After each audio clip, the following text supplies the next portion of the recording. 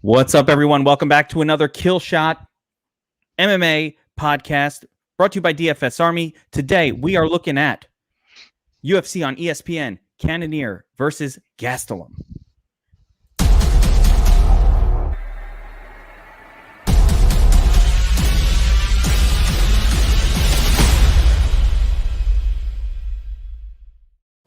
All right, welcome back, everyone. As you can see, we are a man down. I've got BigMarley, the sleeveless one, 17-inch guns showing. What's up, BigMarley?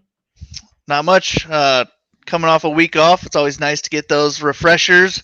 But I've been balls deep in best ball drafts, so I'm ready for some NFL now too. So perfect time to sign up for some DFS Army. There we go, for sure. Yeah, I've been doing my best ball drafts nonstop as well, but I'm excited for this card. It's a fun card, but I've got to mention our fallen comrade, our man, Dan, Best Fight Picks, not in with us today. He is down with the COVID, but not out. I've got a message from him. He's recovering. He's fighting it like the fighter that he is. So, Dan, we wish you the best, and we will see you on our next one, hopefully. But for today, me and Marley holding down the fort to take a look at what is a really interesting card, UFC on ESPN Cannonier versus Gastelum, where we've got like a ton of very, very close fights. As a matter of fact, not one fighter is minus 200 or better on this card. So borderline pick'ems across the board. Marley, do you ever remember something like this? Yeah, I think we've had them, they're like once or twice a year type deal. But this one's tough. It's definitely a week.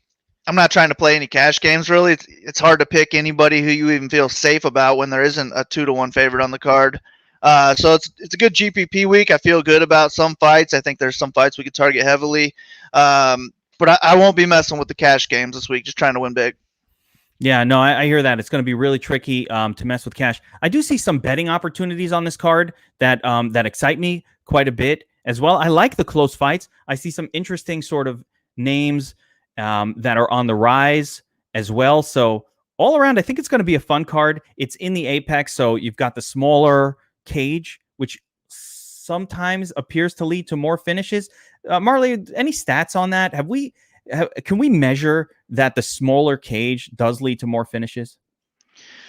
I'm sure we could. I haven't done the research on it, though. I don't know if anyone out there has, but hit us up with a link or something if you know of it.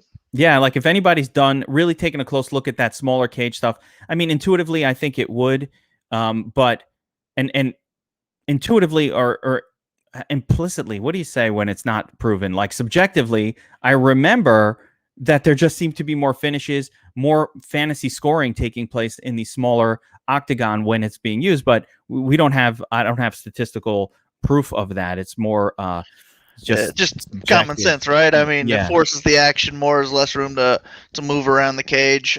So yeah, I would imagine that there are more finishes. And before we move on and start breaking down the card, we're going to go through it from the prelims all the way to the main event. I have to mention our sponsor for this podcast, Sharp App. Sharp App is an app that just launched where you can get live odds, track your bets, and learn how to bet like a pro with their Sharp Academy Masterclass. The promotion is going strong right now.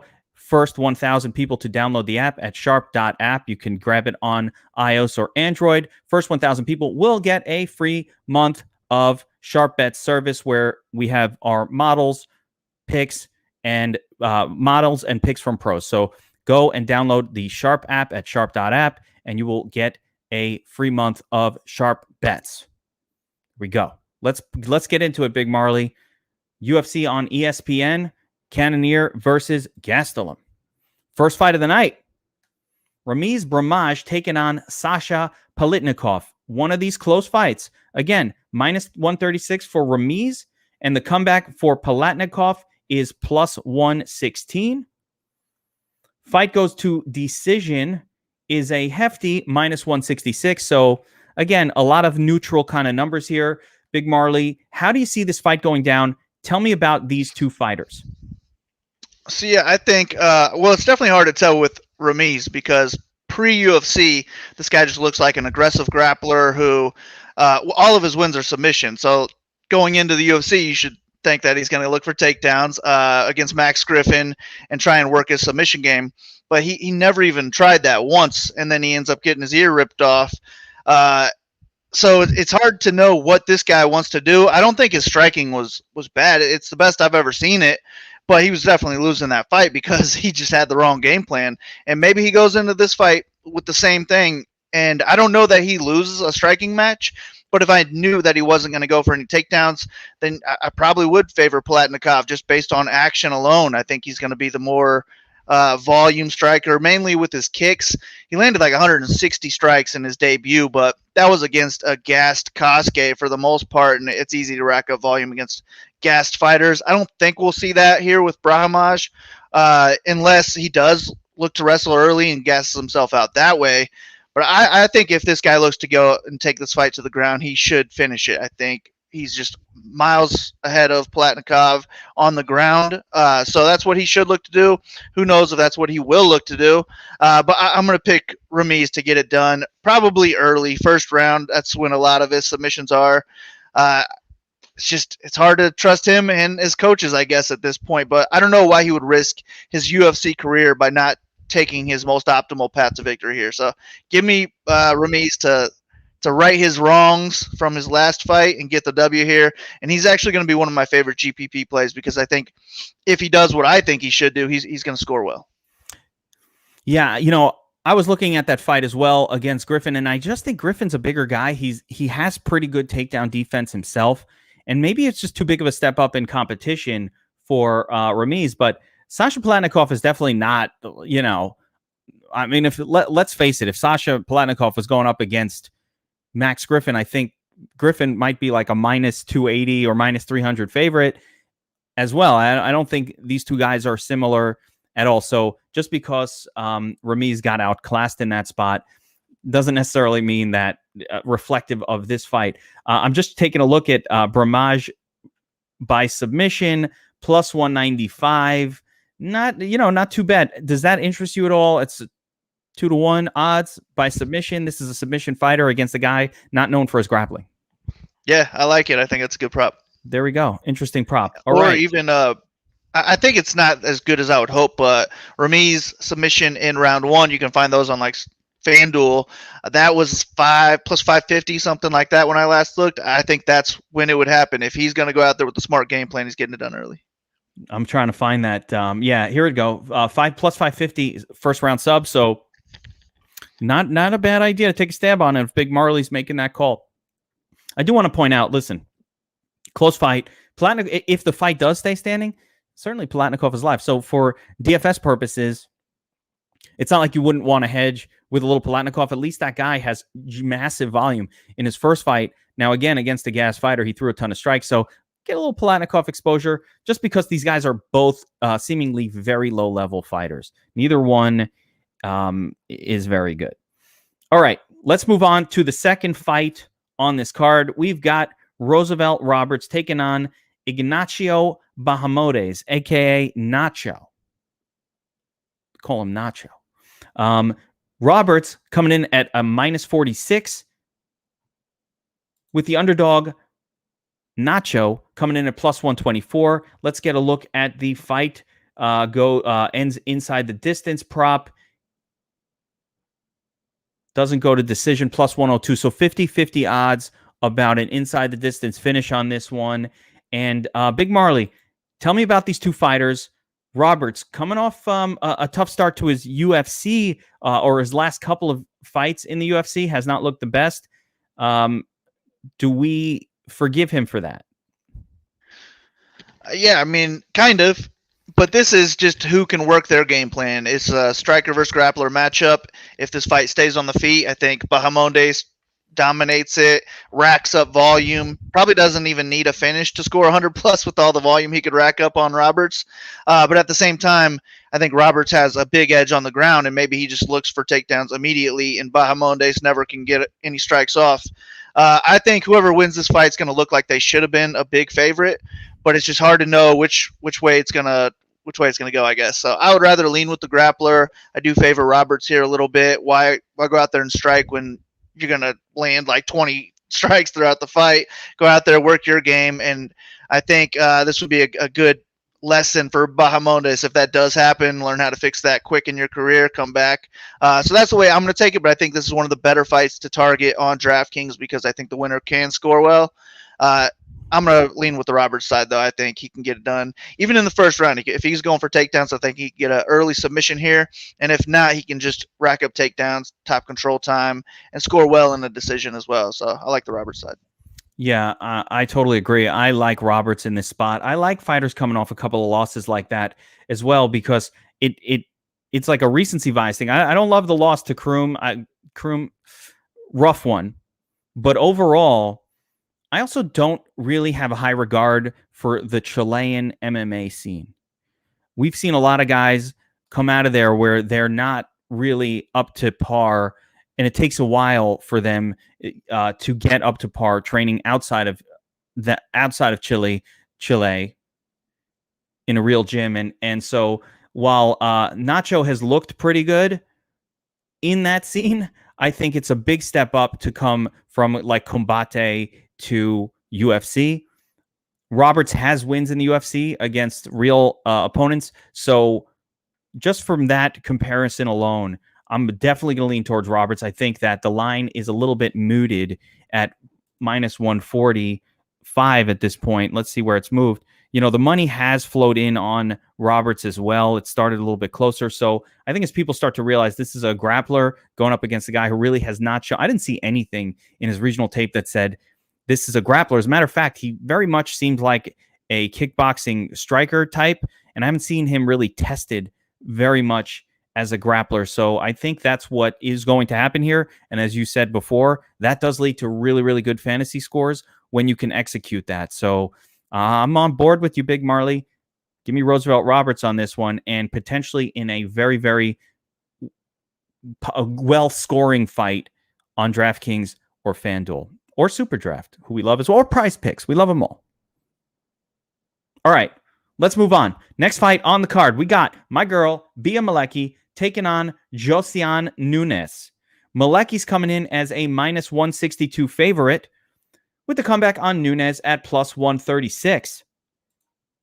The fight goes to decision prop, minus 128. So honestly, Marley, this is a pretty high inside the distance prop, considering it's women's MMA, where outside of, you know, Amanda Nunes, you don't normally see 50-50 odds for a fight to finish inside the distance.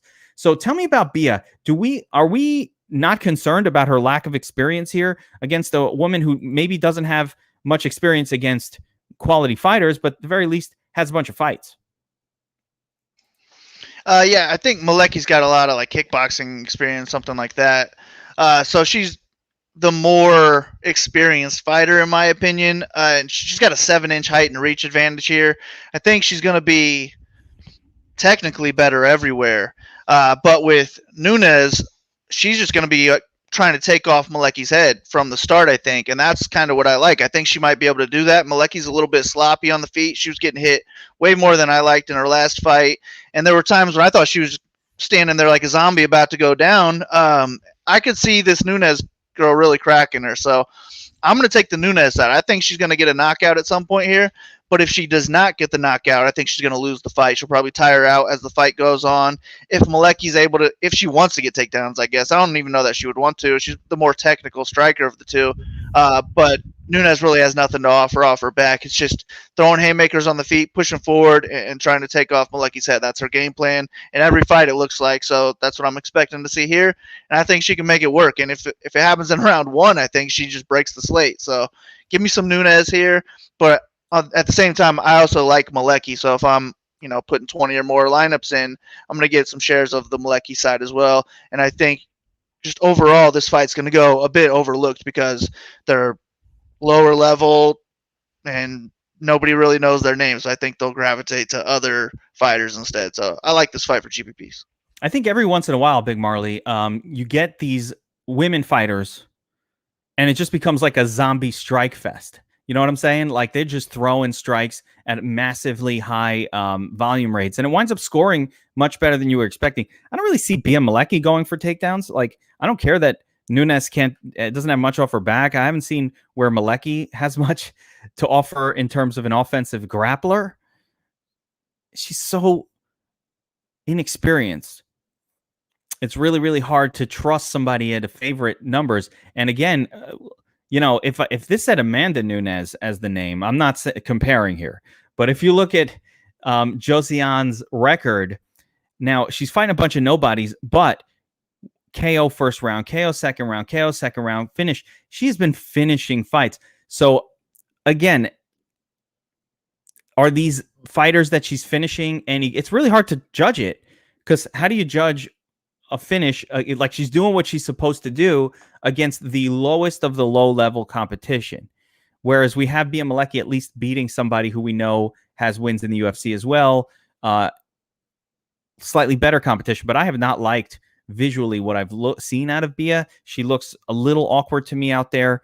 I think it's that height, that just general size always makes, sometimes look a little kind of gangly out there. I'm not sure that means anything, but I guess we're going to see if these finishes on the regional scene against sort of the lowest of the low-level competition translates to this woman has incredible power. I mean, you just don't see female fighters getting finishes at this rate. I don't care who they are. I mean, she's 6 foot. She's 5'2". My goodness. I mean, she's 5'2", and she's going to go up against how tall is Bia? 5'9", something like that. Maybe she looks like she's 6 foot. I mean, she does. She's going to look like a giant in there against this lady. This is going to be a fun fight to watch just from the size differential. It's really hard to just imagine a 5'2" anybody beating somebody who's 5'9". I don't even understand how they're the same weight, but we're going to find out. So interesting fight, and definitely one I think that we should get some exposure to. All right, next up we've got Fabio Charot taking on Willie Knight. Knight's coming in as a favorite here at -174, with Fabio a +146 underdog.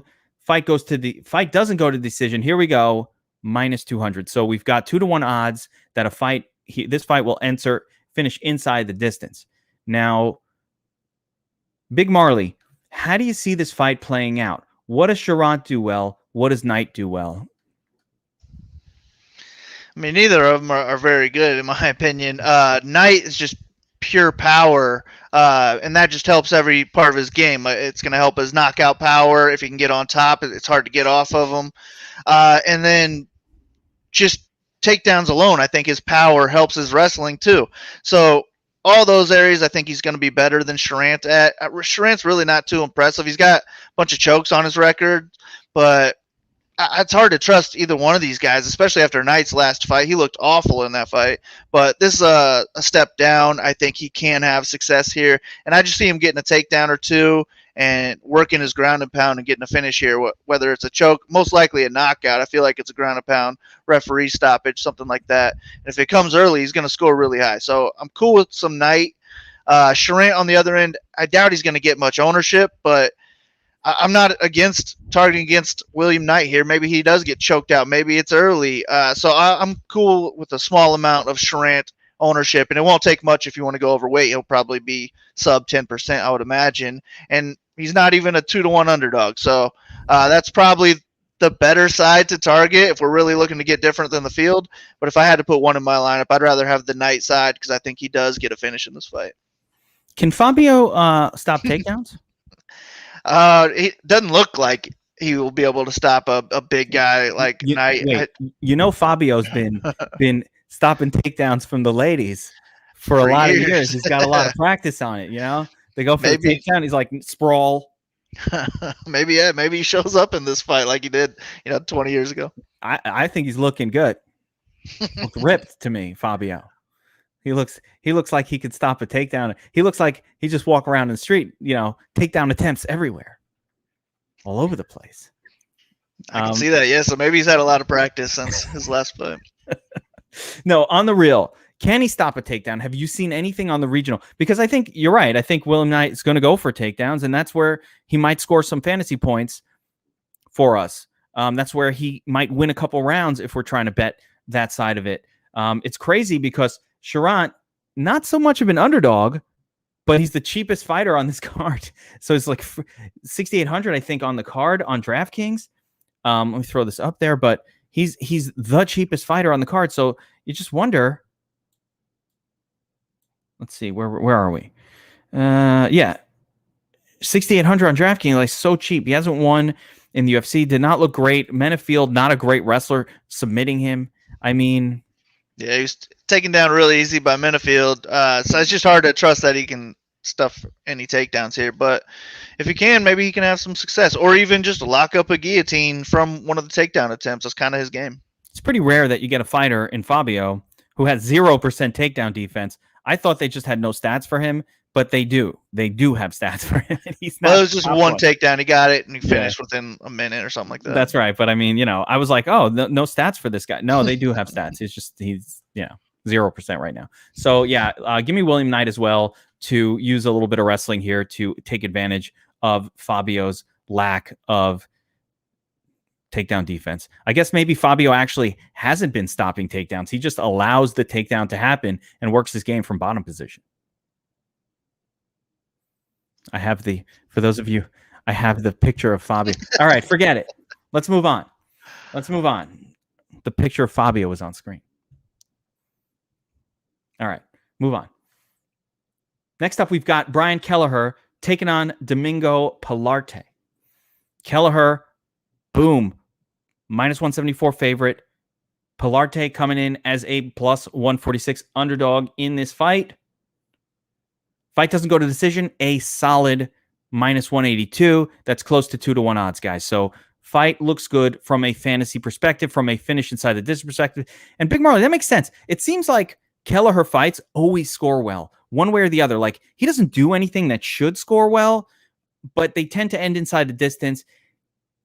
They tend to score well. That's just been the thing. And actually, Kelleher, I don't believe, has ever had a fight where he has scored less than 90 fantasy points in a win. Here we go. 112, 91, 106, 93, 115. So when he wins, even in decisions, he tends to score pretty well. Don't know why. Nothing about his stats say that he should. He just does. So, BigMarley, how do you see this one going down? Domingo, not the best run so far in the UFC. A guy who was very liked prior to the UFC, took the loss to Kelleher. And remind me what happened in the Newsom fight here. It was just over real quick. I think overhand right from Newsom, just put him away in like 30 seconds, something like that. So we didn't really get to see much. But I think the skills are there for Pilarte, especially what I saw pre-UFC and then in his Dana White Contender Series fight. You could tell that this guy's got some skills.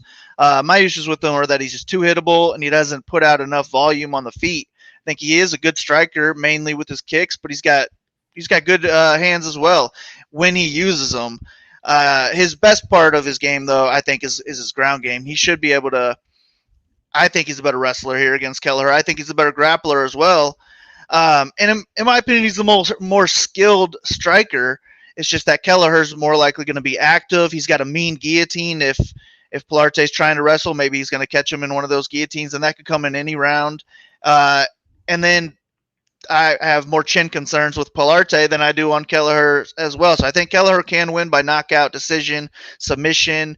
He definitely has a high path to DraftKings score, and I want some Kelleher, but I'm going to take the Pilarte side. I think everyone and their mother's picking Kelleher this week, and it looks like a trap with that line. You would think that the line would be going the other way with that being the case, and I think that Pilarte's skills are there. I think with Kelleher coming down in weight again, Pilarte is going to be a much bigger guy. He's got like 7-inch reach advantage on him, 4-inch or 6-inch height advantage.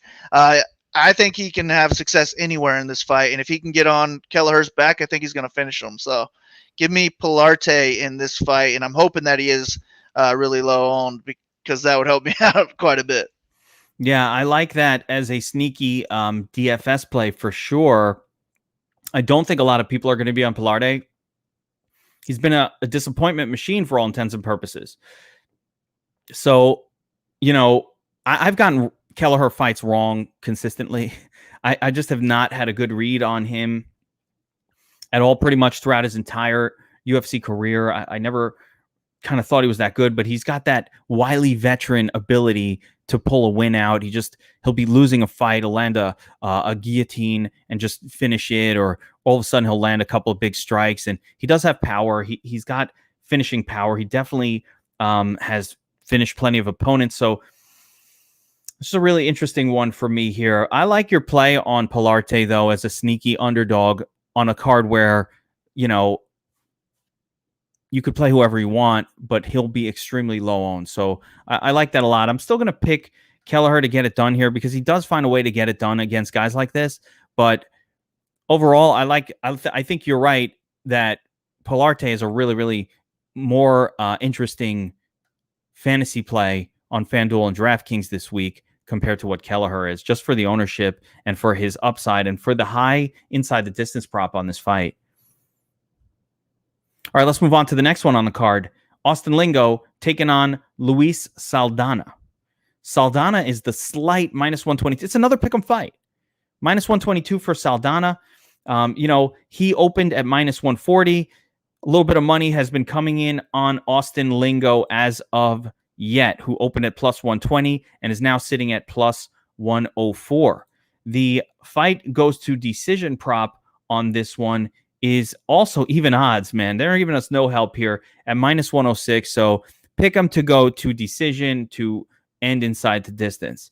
That's where we're at right now. So BigMarley, tell me about these two fighters and how do you think this fight will go down? They're both mainly strikers. So I think for either one of these guys to score high or end up on the optimal lineup, I think we're going to need a knockout from either one because I don't expect many takedowns from either guy. And I don't think that we'll see enough volume for 100-plus points from either guy as well. We don't need 100-plus points because they're right around the mid-range, but I don't even know that they're going to get 10x their salaries. So this is not one of my favorite fights to target, and I also don't have a strong read on it. I think that Lingo is the better forward pressing boxer, and Saldana is just the slicker striker, better movement. And I just don't know how this fight's going to play out. I think it'll be close. I have it going to a decision. I'm picking Saldana to win 2 of the rounds. I just don't care for this fight on DraftKings. I don't really want to pick a side when I don't feel confident in the fight, and I don't want to throw money onto both sides either when I don't have a strong feeling about it. So I'll mostly fade this fight, definitely with my hand builds. I'm not going to be putting these guys in my lineups, but I don't know if I'm going to X them out of my player pool because they could get a knockout. Either one of them could get a knockout, could be in the first round. I could definitely see that happening. So I'll kind of let the domination station let it do its thing for MME, but this will not be a fight that I'm targeting with my own, single entry or anything like that. Yeah, I mean, isn't, Austin Lingo, he was dominated by Yusuf Salal with the wrestling. Yeah, he was kind of dominated everywhere in that fight. Salal was just like way faster. He could never read him. He was chasing him around the cage, just getting frustrated, it looked like. Yeah, just not impressive on either side and on either side of this one. So seems to be low scoring, striking based decision. Neither guy has enough volume at 3.5 or 4. Like, not that these numbers 100% will translate to this fight, but you got to expect about 4 strikes per minute. You're expecting no grappling. The only upside here is if one of these guys lands a knockout in the first 2 rounds for fantasy purposes. I don't really see it either. So it feels like a strong fight to fade on fantasy this week. Or maybe just if you're entering a ton of lineups, just get enough of each guy to account for the flash knockout potential, 5-6% range, but definitely not a fight. You don't need these kind of fights on a card where everybody's even odds. You could just stick with ones that have high potential to score well. So I agree with you there. If I'm making a pick, though, it's going to be Lingo, but not much confidence at all. Just Lingo at least has gone for takedowns in the UFC and has a little bit of that. But, I think it's a close fight. I agree with you. All right, next up on the docket, we've got Trevin Jones taking on Said Yakub Kakramonov. I should have practiced that one multiple times. I'm just going to say Said Kakramonov. Is that right, Marley? Am I hitting that? I listened or I watched this on mute while I was listening to something else, so I have no idea. I was gonna say Kakramonov. Kakramonov. I have no idea. Yeah, all right. So Jones is coming in at minus 140. Kakramonov plus 124. Last minute replacement. Underdog. Fight doesn't go to decision, minus 200. So this feels a 2-1 odds. Again, another fight with high scoring potential. Now, tell me about these two fighters. Kakramonov, see, the name sounds like a wrestler. Sounds like a Dagestani wrestler a little bit, but I don't think it is. So, BigMarley, tell us about these two guys. Yeah, Kakramonov taking this fight on just a couple days' notice, and this is going to be Jones' fourth opponent, and he doesn't have much time to prepare for him. So I don't really know what to expect in this fight. I do think it'll be fairly close. Jones, pretty solid everywhere. I guess he's a good grappler, but what we've seen so far is just the death touch from him. He's knocking these guys out. He's definitely got heavy hands, not really high volume. It's just more just power from this guy. And on the Kakramonov side, I think he's the more active striker of the two, especially early. He kind of slows down in fights, which is a worry on such short notice. So I think this guy wins round one, especially if he looks for takedowns. I think he can get some takedowns here and just grind out round one. I also think he can be the more active striker, mainly with his kicks. He had a fight with Umar Nurmagomedov that he looked pretty good in, and he was the more active striker in that fight. This is a step down from Umar. But it's also like in that Vargas fight, he ate a mean flying knee. It was beautiful, but he was just knocked dead from that. And I think Jones, if he lands one big time punch, he can do the same thing, especially if this guy starts slowing down in rounds 2 and round 3. So I'm taking Jones to get a late knockout here, but I do think this guy looks good until he starts to slow down. So I'm not really sure how this plays out, when the knockout will come. I like both sides of it. We got some line value on the underdog here, so I kind of like him in all formats. And then Jones at 8.8K, like I see the knockout coming, but I think it's going to be late. I don't think he's going to have a whole ton of volume leading up to that. I don't know that he'll be looking for takedowns himself. So I don't love the Jones side. It's just that the knockout is what we're targeting on him, and he's got a pretty good inside the distance line. So I don't know. It's probably another one where I let the DS do its thing, and then with my hand builds, I'm more likely to take shots on the underdog. And nobody knows this guy's name. He might get overlooked for that reason. Yeah, everybody likes to target against the last-minute replacement fighter. It was really interesting to see the lines come out on this one where they're not even showing it, but I thought the line moved massively in the first minute. But I think they've gotten rid. Let me see if I can find that on a different book. I thought it had come out. I think it stayed pretty steady. Oh, okay. There was a different fight that came out where it was like plus 250 and it got steamed in seconds. But I guess it wasn't this one. So, yeah, both of these guys are finishers. Both of these guys are big hitters. And both of these guys have been finished in the past. So that's a combination that tends to lead to big scores, but it's hard to predict which side the big score is going to happen on. I don't think you need to take a strong stance here. Marley, I like what you said about let Deezus take the wheel, our optimizer, the domination station over at DFS Army. You could let Deezus take the wheel. But overall, I want to have a lot of exposure to this fight on both sides of it. Again, I would not bet this. Actually, an interesting bet might be, fight doesn't go to decision at minus 200 odds and just let these two big hitters kind of duke it out and not have to worry about which one touches the other one's head at the right spot, but rather just, hey, somebody's going to get a finish here. Probably let's just play for that. And whoever gets it, gets it. There's not going to be enough volume here that it's going to score very well if it just goes to decision somehow. But again, two finishers, finishing a lot of guys, getting finished enough to the point where that's what you got to expect to have happen here. One of these guys is going to land the right blow. I can't really hold too much against the guy, by the way, Marley, for getting knocked out by a flying knee. That, that shot knocks people out. Like when you land it, you landed it. It just seemed like he was slowing down up till that point. Yeah. And I don't know if he would have landed that in round 1. Man, the flying knee burned me last card by was it Miles Johns Yeah, or Manel Cape? Osborne. Yeah, I was, it was funny because I had faded Manel Cape thinking exactly how the fight was going was how it was going to go, which is like a lot of dancing around, just a strike here and there, no takedowns. I'm like, yeah, motherfucker. I'm watching that fight, all happy that I faded it. I'm like, this thing is going to score nothing, right? Landing like 12 strikes per round, two guys dancing around. All of a sudden, the flying knee, and I'm like, that did not just happen. Oh, my fuck. There we go. Goodbye, nuts. Yep. It was I nice turned the fights off for you. a little bit right after that. I was like, well, my night's done. And then I might have missed one fight, and I was like, all right, I got to watch the rest. That way, too. I'm like, yeah, turn off the card. I'm sick of this shit. And then I'm right back to it on the next one. But yeah, I knew my night was done as soon as that happened in my massive Manel Cape fight. Fade burned me. That's how it goes.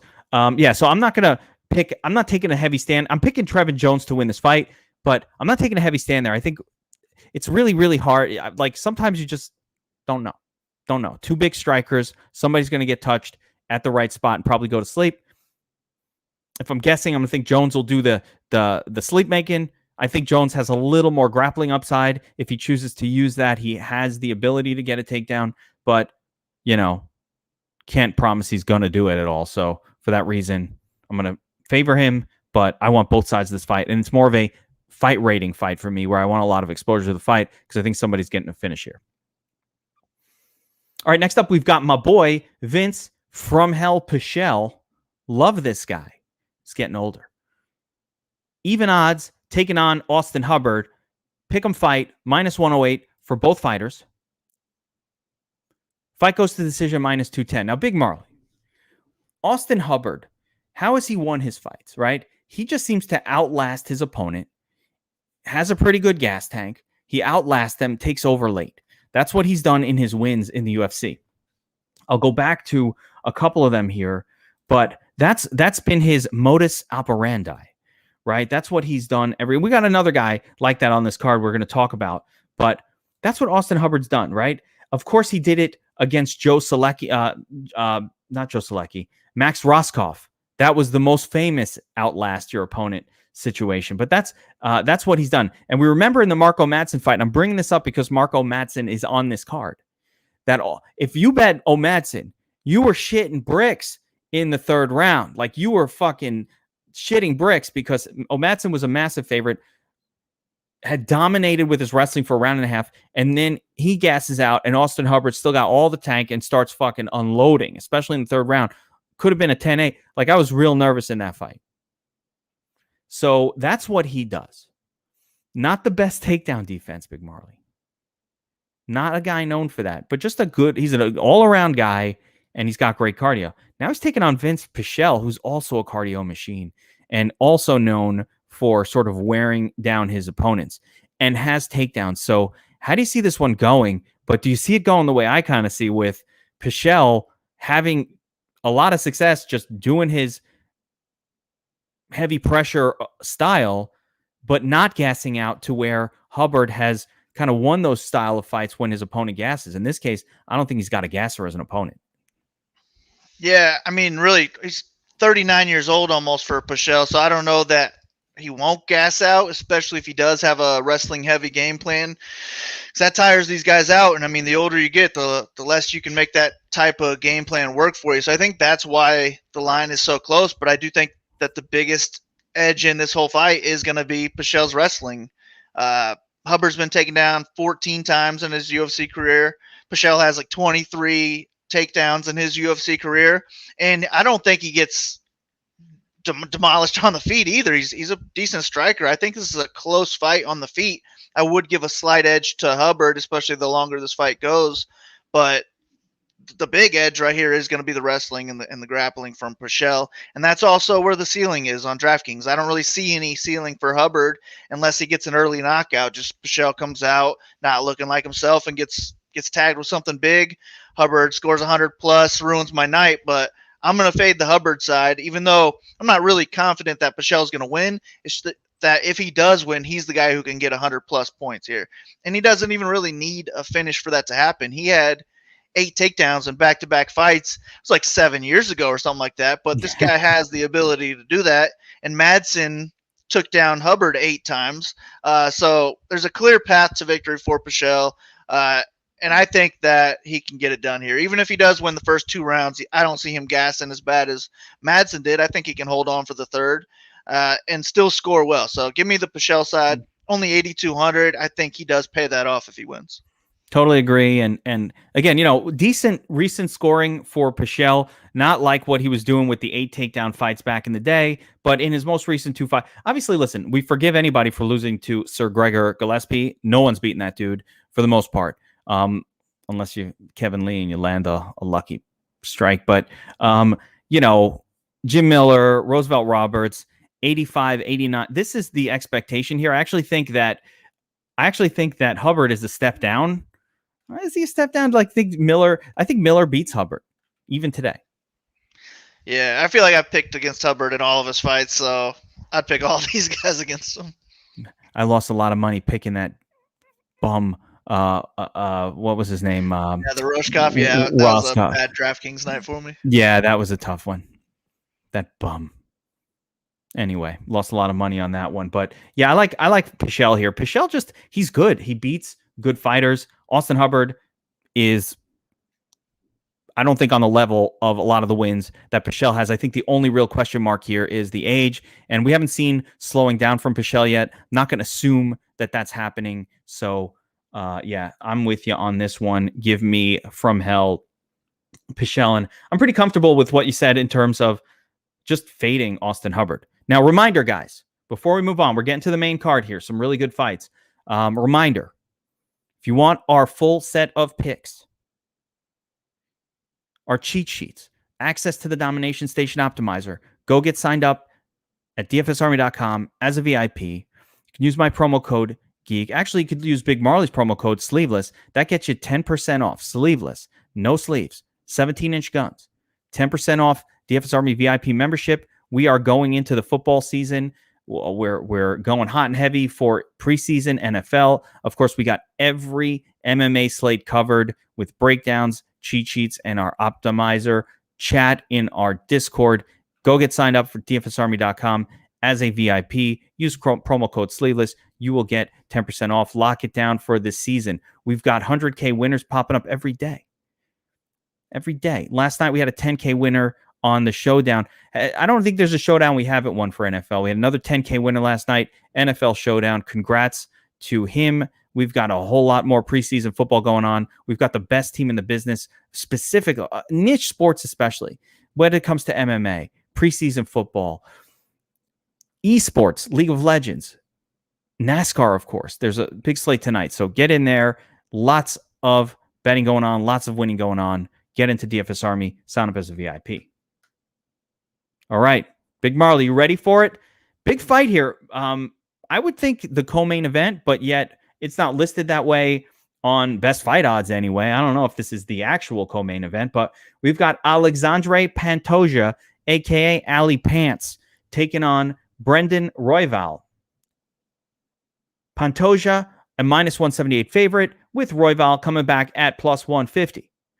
The fight goes to decision prop, is a mediocre minus 122. So about 50-50 decision versus inside the distance. Now, BigMarley, how do you see this fight going down?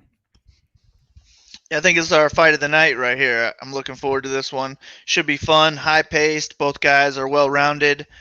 I just think Pantoja's better everywhere. Royval's a guy that's going to push the pace and kind of hope that his opponent even goes for a takedown. He could choke you out on the ground. Like, Royval's a good finisher, and he's got some mean spinning elbows. He's a wild guy, and maybe he does land something big here. I think he's maybe more likely to get a finish, whether that be from a spinning elbow or something on the ground. But I think Pantoja's just better, more experienced, fought and beat the better competition.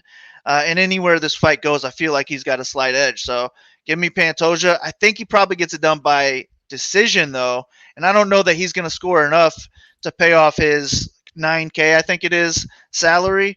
So I'm not going to be real heavy on the Pantoja side. And I think Royval might even be the better GPP play because he could land something big. Like I said, if he's going to win, I think it's a finish from him.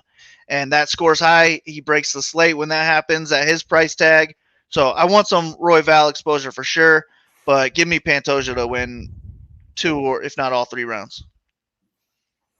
Yeah, I just agree with what everything you just said. I think Brandon Royval is kind of like a not as good version of Pantoja. If I had to make a comparable, they're similar kind of fighters. Both have takedowns, both have BJJ and submissions in their game, but Pantoja's just been a little bit better at it overall throughout his career.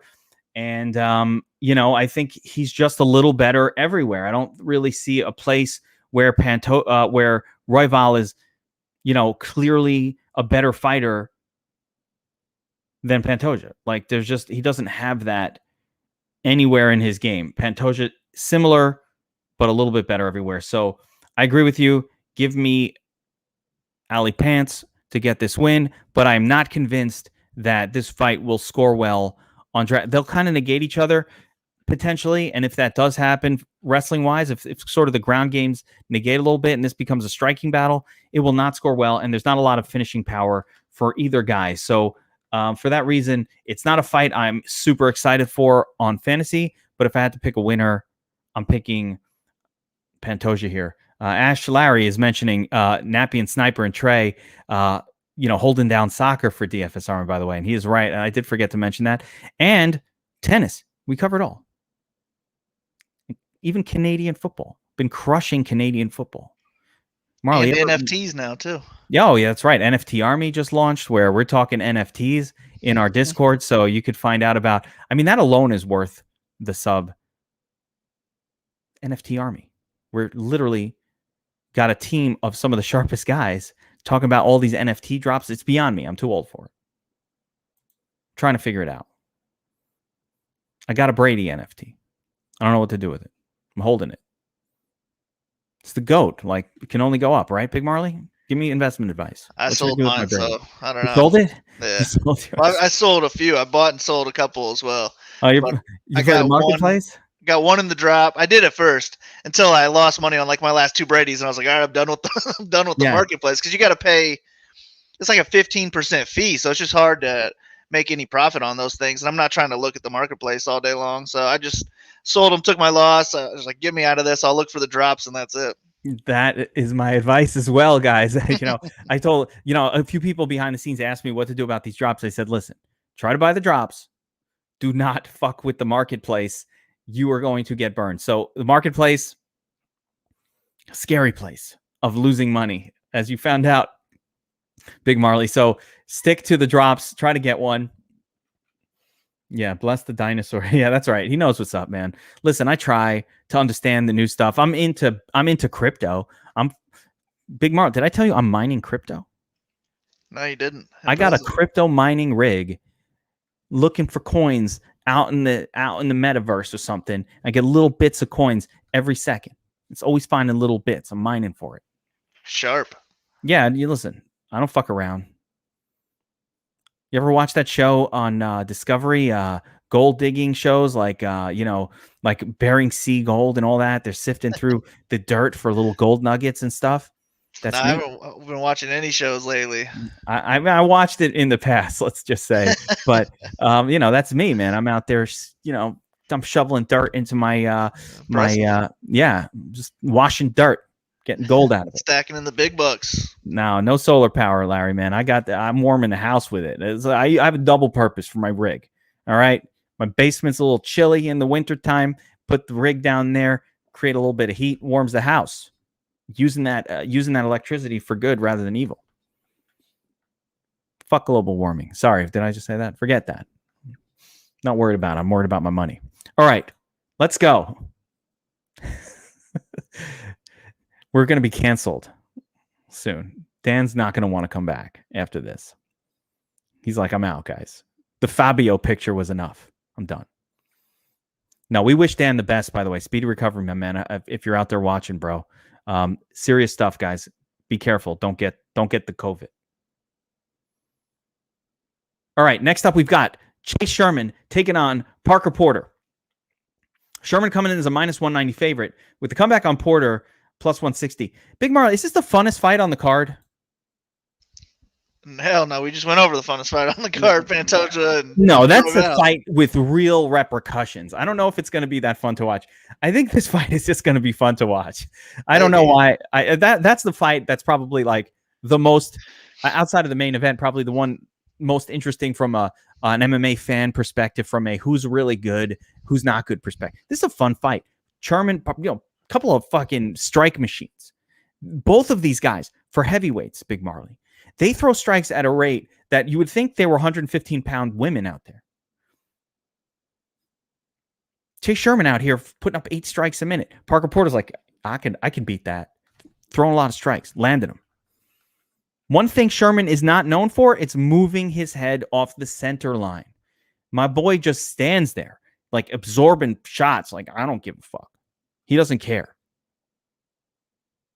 Let me see his numbers. But the fight goes to decision prop, -122. So, again, not every day, BigMarley, you see heavyweights where it's more likely, according to the betting odds, to go to decision than not. So how do you see this one going down? Do you think it's 2 zombies enter, 2 zombies throw 150 strikes, 1 zombie gets chosen by some, what's that lady? Well, if Dan was here, he'd reference what's the woman's name? Bird.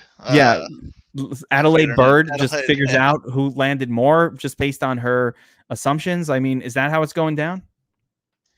Yeah, I mean, I think so. I think this is going to be a real close fight where, they're just kind of throwing some sloppy punches out there, landing decent volume, 100 strikes each.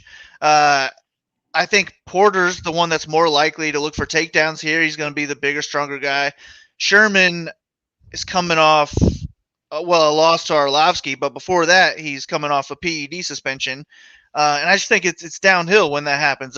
Not only are you not going to perform the same if you're not on the juice, but mentally you're going to know you're not going to be performing the same, and that's going to take you down as well. So I kind of just think it's all downhill for Sherman from here. And he was almost a 2-1 favorite. He was over 2-1 earlier in the week, I believe. And I would just rather take the Parker side. I think it's a real close fight where we don't really even care who wins after the fight. We're not going to have a strong lean either way, and I would always rather have the underdog in that scenario. I think Porter can outland him on the feet. Maybe he can be the one to land the big knockout shot. And just the fact that I think he's more likely to get takedowns, hang out in top control for a while, makes me rather lean to his side. And I also think he's going to have a much easier time paying off his salary at like 7K or 7.1K than Sherman is in the 9K range. Sherman really needs a super high volume and then probably a finish as well to be paying off his salary. And I have this going to a decision. Give me Parker Porter by split, and I think he scores, 70, 80 points, something like that. Yeah, I do want to point out that the money, for whatever reason, has been coming in on the Chase Sherman side of this fight. That odds have moved in his favor from -140 to -190 since the beginning, and I think it's visual. I just think when you look at Parker Porter, and let me bring him up on screen.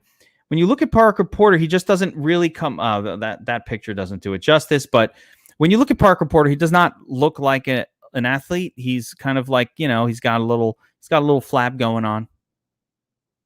He's got a little bit of that looseness happening there, that he doesn't look particularly athletic. He's very short for the weight class at 6 foot.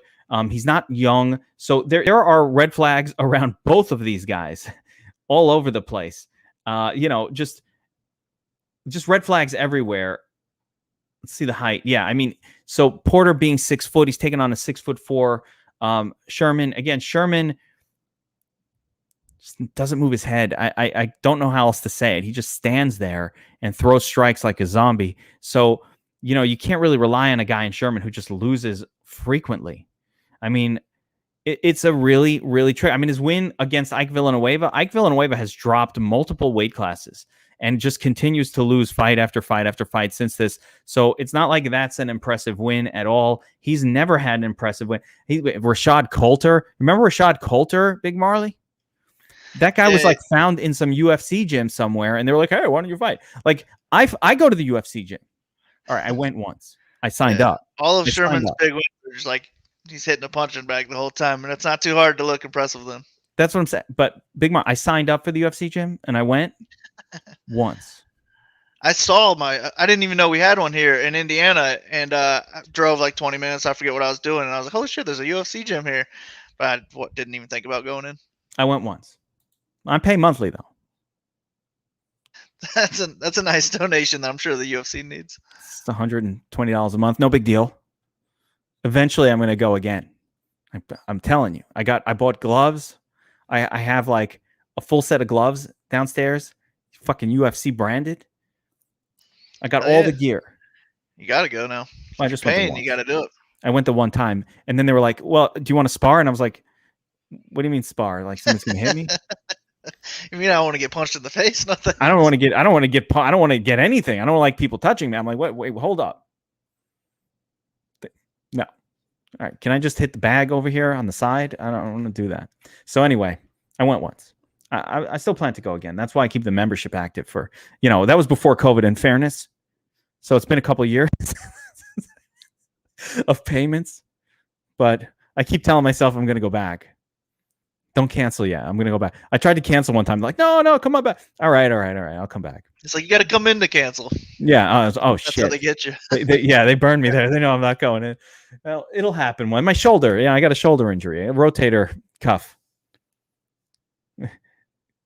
Yeah, Ash is saying putting a leg lock is right. I don't want any of it. I just don't want anybody touching me pretty much ever. Don't touch me. All right. Co-main event. Exciting fight. And I got a hot take on this one, Big Marl. Mark Madsen taking on Clay Guida. Carpenter. Okay, fight goes to decision -210. Madsen is a -175 favorite, with Guida coming in as a +150 underdog. Now, that's really close odds, Big Marley. What do you think is going on here with these numbers, and how do you see this fight playing out? Yeah, I think that there's one big edge in this fight. That's going to be the wrestling from Madsen. He's an Olympic wrestler. That needs to be his game plan in every single UFC fight that he ever comes into. He shouldn't be working on his striking and trying to go out there and prove that he's a good striker as well. Just go out there and wrestle, do what you are good at, and that's where you're going to separate yourself from other people, in my opinion. And he's got a mean front choke, mean guillotine. Like he put this one guy to sleep, and I was like scared for him. He looked so strong while he was doing it, and I think he can actually have some success here, getting Guida in a front choke, maybe putting him to sleep with the guillotine. But I do think that the first round will be a domination round from Madsen here. I think he does rack up takedowns, top control time, and then as the fight goes on, it starts shifting more into the Guida side. But I think Madsen has enough cardio where he can win rounds 1 and 2 and score well enough still with all the takedowns that he can lock up. But I'm picking him to get a finish. Give me him to get that guillotine front choke finish and maybe not break the slate, but 100-plus points. That's kind of how I see this fight playing out. And if he doesn't even get the finish and he wins a decision, I think he scores well. But with Guida, he just has to weather a storm. And if he can, go a round and a half where he's getting out-wrestled big time and Madsen just starts gassing out, slowing down, then Guida's going to step up his pace and he's going to win the last half of the fight and maybe get a finish in the third round or a 10-8 third round, something like that. I could definitely see that being the case. I don't know how high Guida's ceiling is with that type of game plan, though, so I probably won't be rostering too much Guida here. But Madsen is the guy who I think has the 100-plus upside, and that's the side I want to be on. So give me Madsen to win with wrestling and then a guillotine. Do you think he can get that sub then? Because does he have any history of we know Clay Guida is super vulnerable to being subbed. That's what he does. He goes out there and he gets submitted. So I see one win against the 0-0 fighter for Madsen by submission, right? But I don't see here's a standing guillotine against another 0-0. I don't see a lot of. Quite honestly, when I watched him fight, I didn't see a lot of even attempts at submission grappling so much as, the rear naked choke. I guess we can call that submission grappling when you can get it. Every wrestler kind of knows that move. That's not even necessarily jiu-jitsu. That's more, positioning. But overall, Guida, we know he's vulnerable to that. Do you think that Madsen's got even the style that will attempt a lot of submissions outside of maybe, like I said, the guillotine or the rear naked choke that like wrestlers are really good at. Just like a front choke. That's all I really see from it. And if it's not going to be a submission, then he's got to hold a whole lot of ground control time or just rack up the takedowns. We mentioned earlier he had 8 takedowns against Hubbard, and he has that upside here. He can get 10 plus takedowns, I think. And you would think that his gas tank will be a little bit better, not only learning from his last fight, but he like broke his jaw in that last fight. And when you're breaking your jaw, I would imagine that's going to slow everything down a little bit. And you're eating shots as that's happening. I just think we'll see a little bit better Madsen here, cardio-wise. And the biggest edge in this entire fight is his wrestling. Yeah, I mean, that's the interesting component of this. We saw Madsen legitimately gas out against Hubbard. And as I mentioned earlier on the podcast, Hubbard then was coming when you're fighting a gassed out fighter who has no striking, a wrestler who cannot wrestle. All of a sudden, things start to pile up. The fantasy scoring starts to pile up. The damage starts to pile up. So I think there's a very, very real risk here that if Madsen tries to do the 8 to 10 takedowns thing, Clay Guida is, if he's nothing else, he is a cardio machine. I have never seen that man gas out. I have never seen it. It's what he's known for, right? So the question for me is, can Guida outlast the storm? He has some counter wrestling, not the greatest wrestler.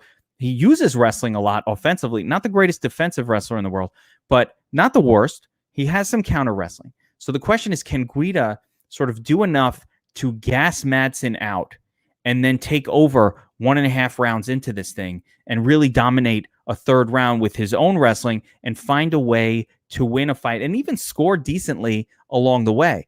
I think there's a very real path to that happening, BigMarley. Yeah, for sure. I mean, and he's way more experienced, fought way better competition. It wouldn't shock me at all. It's just he is the older guy of the two. So that's a worry as well. And but not that much older, by the way. This dude's I just old as hell don't see too. how Guida wins the first round, really. No. Guida will not win the first round. What we're looking for, so if you're playing Guida here, and I don't hate the play, I you know how I feel about gassers. I don't like gassers. Now, can I fault a guy after 8 takedowns for gassing out? No, he was breathing heavy, though, really into the second round. You're starting to get a little nervous. Like, oh, man, this guy's looking like he's starting to gas out. Like I said, this is not a cardio machine. He's 36 years old. I have a hard time thinking he's getting a lot better. Like, sometimes you are who you are at that age. Now, we also saw with, for example, Rodolfo Vieira a couple weeks ago, that a gasser changed his ways a little bit and fought a fight understanding, hey, if I do this stuff, I'm going to gas out quick. And so it changed a little bit of his approach to avoid it. Like, I don't think he's a bad gas tank guy. I think he's a gasser because you go in when you can't strike and you're a little bit scared of the striking. And so you want to constantly be in grappling mode. And that's what ends up happening is, you're kind of pushing yourself maybe a little too hard, like a runner at a 1,500 mile or a 1,500 meter or 1,000 meter run trying to sprint. Like, a runner who's done it enough times knows, no, I've got to run it like a certain pace. I can't just go balls to the wall for a certain length of time. So I wonder if that, because this is an Olympic athlete, like, you shouldn't gas out. We saw the same from Rodolfo Vieira, though. This was, an elite athlete, should not be, but yet there he is at the end of the first round breathing heavy. So I think there's risk here for Madsen that he gasses out and Guida takes over, because if that wasn't there, I'd be like, let me have 100% exposure to this dude, 10 takedowns, 50 fantasy points, lots of control time, going to score massive. Madsen has scored well, in his wins. Got the finish on Pilarte here, gets the win here. Does not throw strikes, as you can see. 8 takedowns, no striking at all, purely a grappler. I think there's risk here in Madsen. I really do. So do not treat this like some cash lock, guys. Any cash locks on this card at all, BigMarley? Nah, none. Don't even like the main event stack either. Oh, there you go. So there was an article tracking finishes. So we'll look that up and see if we could find anything about that statistically. I'm really curious because I do believe in my own mind that yes, the smaller cage does lead to more finishes and more fantasy scoring because you can't run as much. It's just common sense. All right, before we get to the main event, another reminder, guys, the Sharp app launched this week, a full bet tracking platform. You can compare odds across books. Listen, BigMarley, what's the most important thing as a sports gambler? I'm going to tell you. One of the most important things is beating the closing lines, right? Now, on that same note, having a lot of outs as a bettor is really, really important. If two books are listing the same fight, one is at plus 160, the other one's at plus 140. If you're taking the plus 140, over time, that is costing you a profit margin. You're going to be losing money from just not knowing that. So one of the cool things on the Sharp app is comparing lines across all books in immediate time. The first line that's shown on the Sharp app shows the best odds, and it shows what book to find it on in the state that the person is in. So, if you're in New Jersey and you're looking to bet week 1, Jets +3, well, guess what? It might be on Caesars or BetMGM at +3.5 or +4. Same bet that might be on DraftKings at +3. You've got to compare odds across books and grab the best numbers. That's right there on the Sharp app. First thing they do, track your bets. Got the Sharp Academy course, and of course, the first 1,000 people who download that app, the promotion is going. We'll get a free month of Sharp Bets VIP, the community and pick service from all of the pros. They're kicking ass and taking names over there. That's a $50 value just for downloading an app. It's really, really easy to do. Go to sharp.app, download it if you haven't, and you get a free month of Sharp Bets VIP. Make sure to leave a nice review if you can. Greatly appreciated. All right, let's move on to the main event of the evening. BigMarley, I texted you earlier in the week and I said, bro, what the hell's going on with this main event? Why is Kelvin Gastelum, the underdog against Jared Cannoneer? Like, to me, I would have thought that Kelvin would have opened up minus 180 in a fight like this, and yet there it was at the time, plus 190. Didn't make any sense to me. And apparently that was confirmed because in the coming days, the line has been steamed, and now Kelvin is coming in as a plus 122 underdog with Cannoneer, a slight minus 144 favorite. He was minus 240. Now he's minus 144. Even still, I think it's bizarre. So I don't know what's going on here, BigMarley. Why is Cannoneer? That's right. I call him Cannoneer.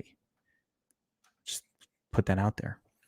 Why is he favored here? What's going on? I would say it's just a really close fight where there's no big edge either way, but the size of Cannoneer and the power from him are what separates him from Gastelum, and that's why he's the favorite. I think he is more likely to get a knockout, but Kelvin's never been knocked out. So you can't rely on that. And then neither one of these guys is high action. I don't expect many takedowns in this fight. If there are takedowns, I think it would be on the Kelvin side. I also think that the longer this fight goes, the more it's going to shift into Kelvin. He's a more experienced fighter, fought higher level competition. So I just see this being a 50-50 fight where it can go either way. I always like the underdog in that scenario, but I don't see a big ceiling in this fight unless it's a knockout. From Cannoneer, I guess, would be the more likely side of that knockout. So he's the guy that I would maybe prefer in GPPs. They'll probably be around the same ownership, I would think. But at the same time, we don't need 100 plus points from Kelvin. He's like $7,500 or something like that. I just don't know that he's even going to get more than 10x that salary. He's not high volume at all. I don't see this being a fight that's like a fight of the night contender or anything like that. I just think it's going to be a 5-round close striking match, and the winner scores 70 to 75 points. And with all the ownership that this fight is going to have, I think maybe we're better off just fading this fight in GPP. So that might be what I do, is just lower my ownership, make the DS, don't give me more than 20-25% of either one of these guys to ensure that the field is overweight, and get my leverage elsewhere on these other guys that we've mentioned. The more of the grappling based fighters are who I'm targeting on this fight, and I don't think this will be a grappling type of fight. So give me Kelvin to edge it out. I think he wins 3 rounds. Maybe it's even a split decision where where it's not a big deal either way who wins, but I think Kelvin's probably slightly more likely to take a decision. So give me him. Yeah, interesting. I'm a little stronger in my opinion on this fight. From a scoring perspective, from like a who's going to win perspective. So one for me, I think Kelvin might use his wrestling here. Like Jared Cannoneer is not known for being very good off his back at all. His takedown defense, are very mediocre. Looks like 54%. That is bad. That's not just mediocre. That's about as bad as it gets for a fighter who's been in the UFC for a while. So he's got very poor takedown defense. We have seen in recent fights that Kelvin is willing to use takedowns. He is a wrestler by trade. He hasn't used it much. And the secondary thing is Kelvin has never been finished via strikes in his UFC career. He gets submitted. We saw him gas against really just an embarrassing loss to wow, that was so long ago. It's not even showing up here, but to my boy Chris Weidman back in the day. But we've seen him gas in that fight. But for the most part, he has a good gas tank. He's never been knocked out. And Cannoneer's only real path, in my mind, to a win, because his volume isn't that good, and he's the lesser wrestler. I could see Kelvin getting some rounds, just getting a takedown, securing it, and maintaining top position, or even implementing some strong ground and pound here, where I just think Kelvin should be favored. I think there's a chance he gets a few takedowns over the course of 5 minutes, and we've never seen Cannoneer fight for 5 minutes. We could see Cannoneer gas out. He's not a young guy. He definitely cuts weight to get down to this size. So, and he's probably one of the smaller, as odd as this sounds, BigMarley. 5'11", like he is not a large fighter relative to some of the other guys that Kelvin Gastelum fights. He's always the smaller guy. Kelvin Gastelum, I said Kevin. Kelvin Gastelum's, fatal flaw is he doesn't cut weight properly. Like he just should be 170 and he's fighting at 180, 185. But a lot of times that means he's fighting guys who are 6'2", 6'1", 6'3". He fought Neil Magny. This is a 5'11" opponent, so not really that different in size. A lot of reach difference, but not that different in size compared to Kelvin. I just like Kelvin a lot in this spot. I think he's going to win the fight. I think he should have been favored. I don't think that Cannoneer is going to be able to knock him out, and I'm just not sure, if Cannoneer is going to land enough striking volume over the course of 5 rounds to win a decision here. So, and he just doesn't do anything else. He's not going to go for submissions. He never has done that in his career. It's not what he does. So I like Kelvin here. I like Kelvin to actually use a little bit of wrestling in this one and probably win a decision as well. I'm not sure if that means it's going to score well, but I like Kelvin to win a decision, and I do think there's a little bit of Cannoneer gases at some point, in the championship rounds, 4th and 5th round. I mean, Marley, can you not see that? Maybe Cannoneer, we haven't seen him go 4 or 5 rounds. Like, gets a little tired late, and Kelvin just starts unleashing on him. Yeah, I don't see Kelvin unleashing on him. I don't think he's ever unleashed on anybody, really. But yeah, I think Cannoneer is more likely to slow down. Yeah, I could see it. So especially if Kelvin uses some of that wrestling early. Again, I am not a fan of fighters that refuse to drop to their proper weight class as a thing. I think Kelvin should have figured out how to get down to 170 a long time ago if you want to have a longer, more successful career. He hasn't done it. All right, what am I going to say? What are you going to do? That's what the guy wants to do. That's fine. But in this case, I just think as large of a man as Cannoneer is, coming all the way down from heavyweight at one point, he's still only 5'11". He's not one of these fighters that, dwarfs Kelvin in size like we've seen him take on in the past. So give me Kelvin here as the underdog, and I think he'll do enough over 5 rounds to probably get us what we need in fantasy. I definitely don't love Cannoneer as a fantasy play. I'm not sure what he's going to do to score enough. So I'm down with that fade concept, especially though on the favorite. He's very expensive. 8,700 relative to 7,500. So if you're paying 8,700 for a fighter, he damn well better end his fight in the first 2 or 3 rounds. I don't really see that happening here at all. So, let's see what the ghost decision prop is. I want to remind myself here, but yeah, doesn't go decision -130. So you got a little bit of odds here of his fight ending inside the distance, but I kind of like that on the Gastelum side much more than the Cannoneer side. So give me Kelvin Gastelum here. All right, my man. It's time for the kill shot. Killshot is a play we like for fantasy purposes. Not necessarily a fighter we definitely think will win, but a fighter low owned that if they do win, we think can help you get in the nuts lineup, help you win a tournament this week. So, BigMarley, who do you got? Who you got? Got Domingo Pilarte, submission over Kelleher. I love it. Pilarte, what do you have him for ownership? I think I put him like around 17%, something like that. Yeah, I mean, that's pretty low. That's pretty low, relatively speaking. And yeah, I do agree. I think if that happens, he'll do really well. My kill shot for this one is Roosevelt Roberts. I like Roosevelt to get a submission win here in this fight. I think that Ignacio has not shown enough grappling skill, and he's going up against a grappler. That's just a matchup I like, and I actually don't think Roberts will be particularly high-owned considering kind of his last couple of disappointing fights. So give me Rosie Roberts to win inside the distance and score really well. At low, what do you have for his ownership?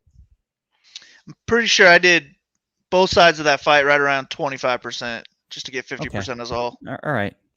So I guess the kill shot might be going a little higher than market average on Roberts. That's actually pretty high ownership, but it is what it is. All right, my boy, you know what? I can't remember. Vince is out there with a kill shot as well.